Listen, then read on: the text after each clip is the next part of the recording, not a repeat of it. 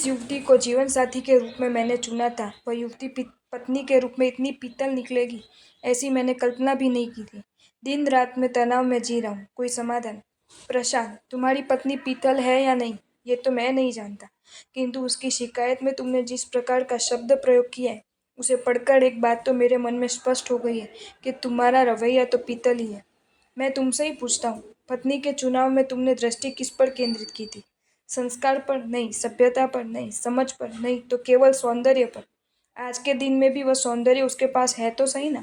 यदि हाँ, तो किस आधार पर तुम उसके लिए पीतल का सर्टिफिकेट दे रहे हो? शायद तुम्हें उसका स्वभाव नहीं जमा होगा, शायद तुम्हें उसका व्यवहार नहीं जमा होगा, शायद तुम्हें उसका शब्द प्रयोग नहीं जमा होगा, किंतु फिर भी तुम्हें उसके लिए पीतल का सर्टिफिकेट देने का कोई अधिकार नहीं है, क्योंकि जिस सौंदर्य के आधार पर तुमने उस जीवन साथी बनाया है, वह सौंदर्य तो आज भी उसके पास सुरक्षित ही है।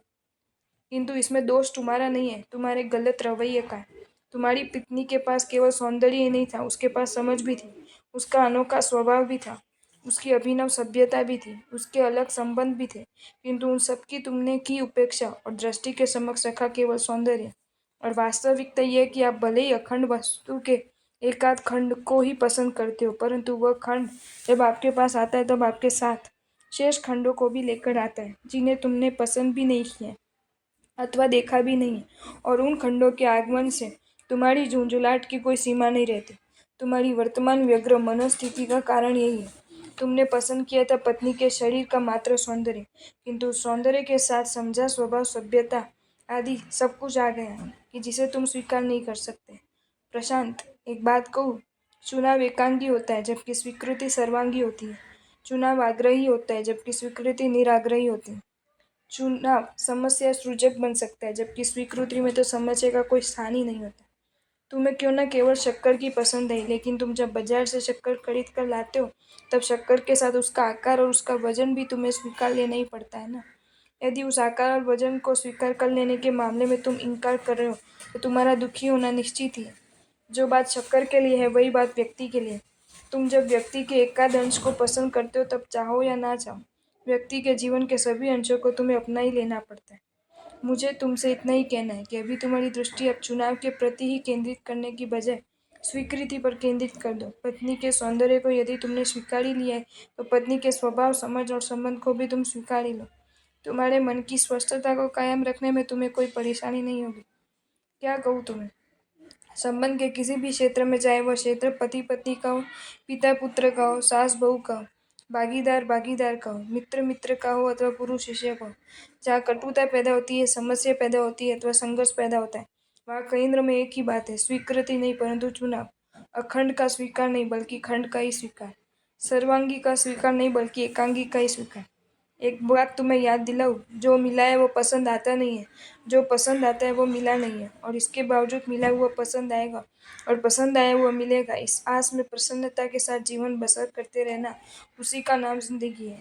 इस दुनिया का अरबपति व्यक्ति है या ओलंपिक चैंपियन है, श्रेष्ठ सज्जन है या पवित्रतम संत है, किसी को भी मिला हुआ सब कुछ पसंद नहीं आया, पसंद आया हुआ सब कुछ मिला नहीं है, और इसके बावजूद यदि उनमें से किसी का भी जीवन पूर्ण स्वस्थता के साथ चल रहा है, तो उसके केंद्र में एक ही बात है, चुनाव नहीं पर स्वीकृति। प्रशांत, इसका अर्थ ये नहीं है कि किसी व्यक्ति के जीवन में स्थित बुराई को भी हमें स्वीकार कर लेना चाहिए, नहीं। व्यक्ति के जीवन में स्थित उदारता गुण को अवश्य स्वीकार करो, किंतु उसमें स्थित क्रोध नामक दुर्गुण का स्वीकार तो कतई मत करो, क्योंकि व्यक्ति के रूप में किसी न किसी कारणवश हम यदि उसका स्वीकार करते भी है, तब ध्यान रखना कि उसमें स्थित अन्य तत्वों को भी हमें स्वीकार करना ही होगा। गेहूं के साथ ही आने वाले कंकड़ के दर्शन से हम क्रोधित नहीं होते, खजूर के साथ ही आने वाले बीज को स्वीकार करने में हमें कोई परेशानी नहीं होती, फूल के इर्द गिर्द बिखरे कांटों के प्रति हमारे मन में कोई अरुचि नहीं होती, प्रकाश के पीछे चले आने वाली परछाई के प्रति हमें कोई शिकायत नहीं होती, किंतु ना जाने कि व्यक्ति के मामले में इसी रवैये को अपनाने हेतु हम तैयार नहीं हैं। प्रशांत, मेरी तुम्हें विशेष हिदायत है कि पत्नी के अड़ियल स्वभाव का ही याद रखकर मन को खीन रखने की बजाय तुम्हारे अड़ियल रवैये को परिवर्तित कर तुम्हारे मन को तुम आनंदित रखते जाओ, कारण पत्नी के स्वभाव को बदलना तुम्हारे बस में नहीं है, जबकि तुम्हारे रवैये को बदल लेना तो तुम्हारे बस में ही है। और सच कहूं, जैसे ही तुम अपना रवैया बदल लोगे, वैसे ही आज तुम्हें डायन जैसे लगने वाली तुम्हारी पत्नी तुम्हें देवी जैसी लगने लगेगी। अंतिम बात, अकाल के समय में सूखी घास खाने के लिए तैयार न होने वाले बैल की आंखों पर जैसे ही किसान गोगस चश्मा पहना देता है, बैल व सूखी घास खुशी खुशी खाने को तैयार हो जाते हैं। मैं क्या कहना चाहती हूँ वो तुम समझ गए होंगे। आपको ये वीडियो अच्छा लगा हो तो इसे लाइक करें और शेयर करें, और ऐसे ही नए नए वीडियोज़ देखने के लिए सब्सक्राइब करें हमारी channel Jain facts and stories को।